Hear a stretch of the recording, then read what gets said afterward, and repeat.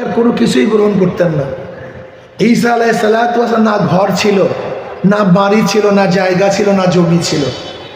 ঈসা আলাইহিস সালাতু অবস্থা এরকম, একদিন একটা ইট মাথায় দিয়ে শুয়েছিলেন। কি মাথায় দিয়েছিলেন ভাই? ইট। শয়তান বলছে নবী ঈসা তো দুনিয়াদার হয়ে গেছে। নবী ঈসা কি হয়ে গেছে?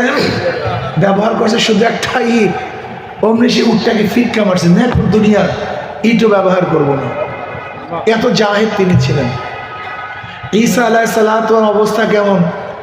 একদিন প্রচন্ড ঝড় বৃষ্টি চলতেছে, আকাশে মারাত্মক গর্জন।